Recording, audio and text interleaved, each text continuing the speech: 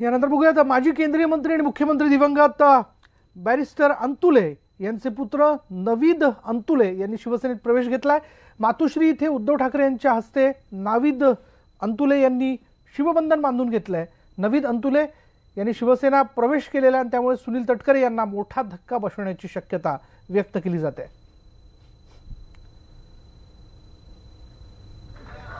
Barrister Antule यांचे सुपुत्र नवीद अंतुले यांनी शिवसेनेत प्रवेश केलेला। आज त्यांनी उद्धव ठाकरे यांच्याकडून शिवबंधन बांधून घेतलं आणि त्यामुळे ज्या रायगडमधनं सुनील तटकरे जे निवडणुकीसाठी उभे राहिलेले आहेत, जर आज बॅरिस्टर अंतुले गट हा शिवसेनेत जातोय तर हा तटकरेंना मोठा धक्का मांडला जाईल।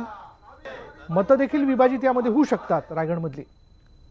यानंतर बघूयात लोकसभा निवडणुकीपूर्वी शिवसेनेच्या कुळाचाराप्रमाणे शिवसेना पक्षप्रमुख उद्धव ठाकरे सहकुटुंब थोड्याच वेळापूर्वी एकविरा देवीचं दर्शन त्यांनी घेतलेलं आहे। एकविरा ठाकरे कुटुंबियांची कुलस्वामिनी आहे आणि मोठ्या निवडणुकीपूर्वी आणि निवडणूक निकालानंतरही ठाकरे कुटुंब विजयी उमेदवारांना घेऊन कुलदैवत एकविरा देवीचा आशीर्वाद घेण्यासाठी दर्शनाला येत असतं।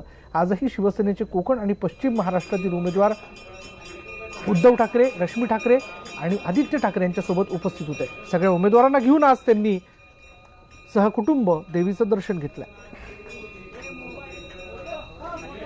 आयुष्यामध्ये पुढे जात असताना आमची परंपरा आहे की प्रत्येक वेळेला येऊन आईचे आशीर्वाद घ्यायचे आणि तिचे आशीर्वाद घेतल्यानंतर प्रत्येक कार्यामध्ये यश मिळतं, हा आमचा अनुभव आहे।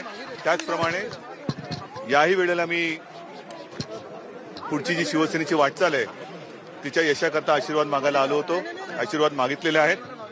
शिवसेना आणि साहजिकच आहे युती झाल्यानंतर शिवसेना आणि भारतीय जनता पक्षाच्या युतीला भरघोस यश मिळू दे ही प्रार्थना मी आईच्या चरणी केली आहे। यानंतर बघूयात मुख्यमंत्र्यांच्या भाषणावर टाळ्या पिटणाऱ्या विखे मोहिते पाटलांना त्यांच्या वडील आजोबांनी केलेल्या कामाचा विसर पडला होता का, असा टोला रोहित पवारांनी लगावलाय। घराणेशाहीचा आरोप करणाऱ्या मुख्यमंत्र्यांना विखे आणि मोहितांचं घराणं कसं काय चालतं असा प्रश्नही त्यांनी विचारला।